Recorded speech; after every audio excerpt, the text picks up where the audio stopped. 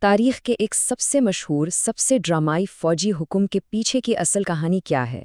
آج ہم طارق بن زیاد اور ان کی کشتیاں جلانے کے مشہور واقعے کی گہرائی میں جا رہے ہیں۔ کہا جاتا ہے کہ یہ وہ الفاظ تھے جو جنرل طارق بن زیاد نے اسپین کی سرزمین پر قدم رکھتے ہی اپنی فوج سے کہے تھے۔ ذرا تصور کیجیے اس منظر کا، جہاں واپسی کا کوئی راستہ ہی نہیں چھوڑا گیا اور آگے صرف دو ہی آپشنز تھے، موت یا فتح۔ اچھا، تو اس پوری کہانی کو سمجھنے کے لیے ہم سب سے پہلے اس لیجنڈ کو دیکھیں گے جیسا کہ اسے سنایا جاتا ہے۔ پھر ہم اس وقت کے تاریخی حالات پر نظر ڈالیں گے اور آخر میں ہم ایک جاسوس کی طرح ثبوتوں کو کھنگالیں گے تاکہ یہ پتہ لگا سکیں کہ کیا کشتیاں واقعی جلائی گئی تھیں۔ تو آئیے اس افسانے سے ہی شروع کرتے ہیں۔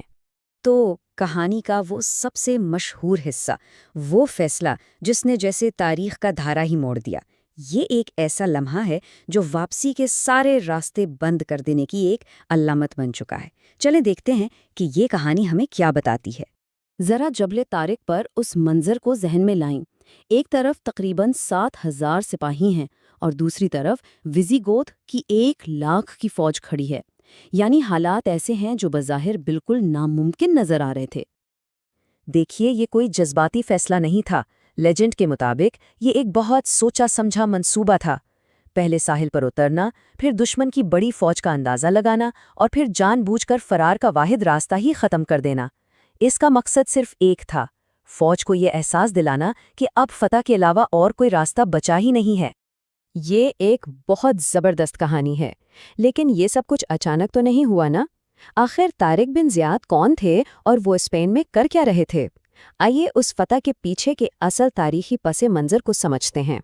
اس کہانی کے مرکزی کردار طارق بن زیاد ہیں۔ وہ اموی خلافت کے ایک بربر جنرل تھے جو اپنی فوجی مہارت اور اپنے کمانڈر یعنی شمالی افریقہ کے گورنر موسیٰ بن نصیر کے ایک وفادار ساتھی کے طور پر جانے جاتے تھے۔ تو اہم بات یہ ہے کہ یہ کوئی بلا وجہ حملہ نہیں تھا۔ یہ ویزیگوت سلطنت کے اندرونی جھگڑوں اور وہاں سے مدد کے لیے آئی ایک براہ راست درخواست کے جواب میں شروع کیا گیا تھا۔ ان کی آمد کی جگہ اتنی اہم تھی کہ اس کا نام ہی ان کے نام پر رکھ دیا گیا، جبل الطارق، یعنی طارق کا پہاڑ۔ آج ہم اسے جبرالٹر کے نام سے جانتے ہیں، یعنی ان کا نام آج تک یورپ کے نقشے پر موجود ہے۔ تاریخ یہ تو صاف بتاتی ہے کہ فتح حاصل ہوئی، لیکن اس فتح کی کہانی کا سب سے مشہور حصہ، کشتیوں کو جلانے کا عمل، ہمیں ایک بہت بڑے سوال پر لا کھڑا کرتا ہے۔ کیا یہ واقعی ہوا تھا؟ اب ہم کوشش کریں گے حقیقت اور افسانے کو الگ کرنے کی۔ یہی ہماری تحقیق کا سب سے بڑا سوال ہے۔ کیا اس کہانی کا سب سے مشہور حصہ واقعی سچ ہے؟ اس سوال کا جواب دینے کے لیے ہمیں ایک تاریخ دان کی طرح سوچنا ہوگا۔ اگر اتنا بڑا، اتنا ڈرامیٹک واقعہ ہوا ہوتا تو یہ تو یقینی ہے کہ اس کا ذکر ابتدائی تاریخی کتابوں میں ضرور ملتا۔ تو آئیے دیکھتے ہیں کہ ریکارڈز کیا کہتے ہیں۔ تو اب ہم تاریخی جاسوس بن کر ہمارے پاس موجود ثبوتوں کو ایک ایک کر کے دیکھتے ہیں۔ یہ ٹائم لائن شاید اس پورے معاملے میں سب سے بڑا ثبوت ہے۔ وہ تاریخ دان جو اس فتح کے فوراً بعد لکھ رہے تھے، یعنی جو واقعات کے سب سے قریب تھے، وہ اس واقعے کا کوئی ذکر نہیں کرتے۔ کشتیاں جلانے کی کہانی تقریباً 400 سال بعد کتابوں میں نظر آنا شروع ہوتی ہے، اور یہ خاموشی اپنے آپ میں بہت کچھ کہہ جاتی ہے۔ یہاں دو الگ الگ سوچ کا موازنہ کرتے ہیں۔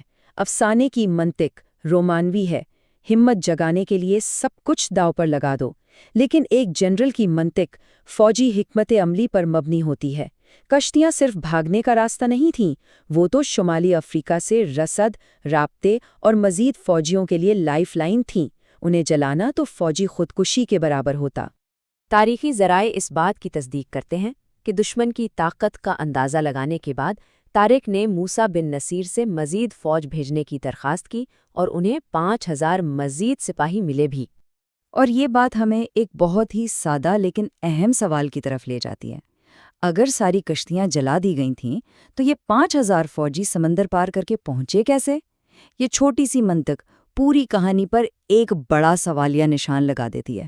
ثبوت یہ بتاتے ہیں کہ شاید یہ کہانی ایک حقیقت کے طور پر نہیں بلکہ ایک استعارے کے طور پر شروع ہوئی ہوگی۔ یا پھر بعد میں آنے والے مورخین نے اس لیجنڈ کو مزید شاندار بنانے کے لیے اسے کہانی میں شامل کر دیا ہوگا۔ تو اگر یہ کہانی سچ نہیں ہے تو پھر یہ فوجی تاریخ کی سب سے مشہور کہانیوں میں سے ایک کیوں ہے؟ آخر یہ اتنی زندہ کیوں ہے؟ اس کہانی کی اصل طاقت اس کی تاریخی سچائی میں نہیں بلکہ اس کے علامتی مطلب میں چھپی ہے۔ تاریخ سے منسوب یہ قول اسی پختہ یقین کو ظاہر کرتا ہے جس کی نمائندگی کشتیاں جلانے کا افسانہ کرتا ہے۔ اور یہی اس کہانی کا نچوڑ ہے۔ اس افسانے کے زندہ رہنے کی وجہ ایک متاثر کن داستان کے طور پر اس کی اہمیت ہے، جو اپنے تاریخی پس منظر سے کہیں آگے نکل جاتی ہے۔ تو آخر میں یہ سوال ہمارے سامنے آتا ہے کہ کیا کسی کہانی کی سچائی زیادہ اہم ہے یا اس کا وہ مطلب جو نسلوں کو متاثر کرتا ہے؟ طارق بن زیاد کی کہانی ہمیں یاد دلاتی ہے کہ کبھی کبھی افسانے حقیقت سے بھی زیادہ طاقتور ہو سکتے ہیں۔